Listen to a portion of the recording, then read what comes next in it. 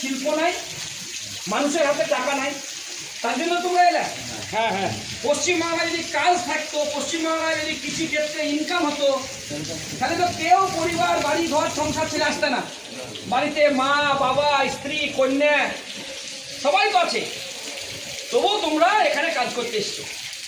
কিন্তু কাজ করতে সে কি দেখলেন, তোমার তো কোনো নিরাপত্তা নাই। নিরাপত্তা আছে? নিরাপত্তা নাই। নিরাপত্তা নাই মানে কি? এক আক্রমণ হচ্ছে। তাহলে দেশের সরকার কি বলছে? দেশের সরকার বলছে যে এক আইন এবং এক দেশ তৈরি করব। আমাদের প্রথম কথা যে এক দেশ এক আইন যখন উনি বলছেন, তাহলে শ্রমিকের জন্য একটা কাজ তৈরি করুক, যে কাজটাই গোটা দেশে কাজ পাবে শ্রমিকরা। বামপন্থীদের আন্দোলনের ফসলে জব কার্ড, এই জব কার্ড হবার পরে কি দেখলেন? তৃণমূলের দিদিমণি চুরি করতে শুরু করলেন, জব কার্ড বন্ধ হলো। আমরা বলছি এমন একটা জব কার্ড দে, যে জব কার্ডে আপনি যেমন পশ্চিমবাংলাতেই কাজ পাবেন বা ভারতবর্ষের যেখানে কাজ করতে যাবেন যেন জব কার্ডে আপনি টাকা পান, এরকম একটা আইনের ব্যবস্থা করতে হবে। আমাদের তৃতীয় দাবি, এই যে আক্রমণের শিকার হলেন, হসপিটালে ভর্তি হলেন, টাকা কে দিল? আপনার খরচের, তাই তো?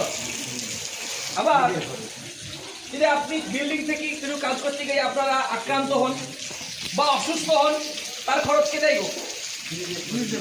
নিজের খরচ। তা আমরা বলছি এমন একটা কার্ড আমরা দাবি করি, আমাদের দাবি এমন একটা স্বাস্থ্যের কার্ড দেয়।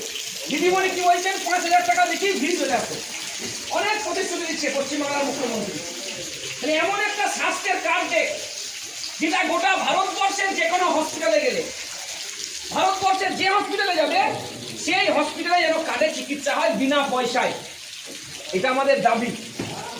এবং আমরা বলছি তাহলে এক, শ্রমিকদের এমন একটা কার্ড দিতে হবে যে কার্ডে শ্রমিকরা সম্মান পাবে, শ্রমিকদের উপরে কোথাও আক্রমণ করতে পারবে না কেউ। দুই, শ্রমিকদের জন্য এমন একটা স্বাস্থ্যের কার্ড দেখ, যে কার্ডে পশ্চিমবাংলা এবং পশ্চিমবাংলার বাইরে যেখানে যাবে শ্রমিকরা যেন চিকিৎসার ব্যবস্থা থাকে।